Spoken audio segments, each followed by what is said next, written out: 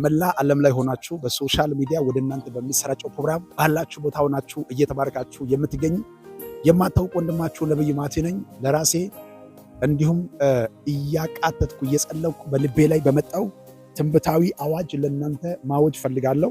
እንደምትመለከቱት በኢትዮጵያ ሐዋሳ ታቦር ተራራ ላይ ይገኛለሁ። ይህንን መልእክት አንድ ሰው ለ20 ሰው ለ30 ሰው ለ40 ሰው ለምትወዱት ሰዎች ሁሉ ሼር እንድታደርጉ በጌታ ፍቅር እላችኋለሁ።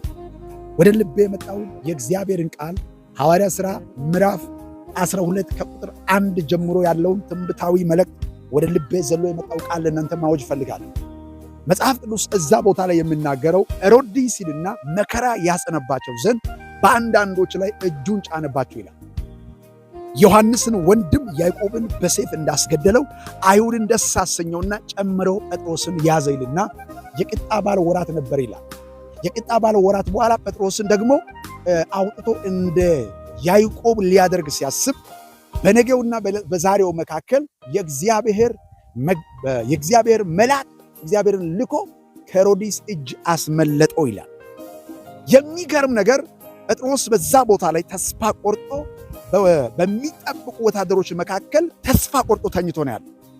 ተኝቶ ባለበት መጣና መልአኩ ብርሃኑን በራና ጎኑ ነክቶ ተነስ፣ ታጠቅ፣ ሊበስ፣ ተከተላለው። ጴጥሮስ የሚሆነው ነገር አያውቅም ነበር። በሕልም መስሎ ሕልም የሚያይ ይመስል ነበርና ይከተለው ነበር ይላል። አንድ መልእክት አለኝ። ሕልም እየመሰለ ዘንድሮ ከእጃችሁ ያመለጣችሁት ነገር ተሸንፋችሁ ቁጭ ያላችሁበት ጉዳይ ላይ መልእክት አለኝ። ሕልም እየመሰለ ወደ በረከት፣ ሕልም እየመሰለ ወደ ተዘጋጀው ጸጋው ጋር፣ ሕልም እየተመሰለ ለተነገረው ተስፋ ቃሉ ጋር ለጴጥሮስ በጣም የጸና የትንቢቱ ቃል ጌታ ኢየሱስ ክርስቶስ አንተ አለት ነህ፣ በአንተ ላይ ቤተ ክርስቲያንን ይመሰርታለሁ የተባለው የገሃነም ደጆች አይችሏትም የተባለው የኢየሱስ ክርስቶስ ትንቢቱ ቃል አልተፈጸመም።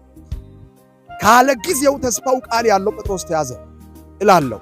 ካለ ጊዜው ካለ እግዚአብሔር ጊዜው በአቋራጭ ወደ እናንተ ተስፋው ቃሉ ሳይፈጸም ሊበላ የመጣው የትኛው ሴፍ ቢኖር፣ የትኛው ሞት አደጋ ቢሆን፣ የትኛው ጭንጋፋ ቢሆን በኢየሱስ ስም ተወገደ። ከዚህ ደቂቃ ጀምሮ ሕልም እየመሰለ ማምለጥ ይሆናል። ሕልም እየመሰለ ማምለጥ፣ ሕልም እየመሰለ መሄድ፣ ሕልም እየመሰለ እግዚአብሔር ያስመልጣል። ጠላቶች እንዳቀደ ሄሮድስ እንዳለመው ሕልሙ ባዶ ቀረ። ነገው አርዳለሁ ብሎ እየጠበቀ ነበር። ጴጥሮስን እግዚአብሔር በመልአኩ አስመለጠው፣ ባዶ ቀረ።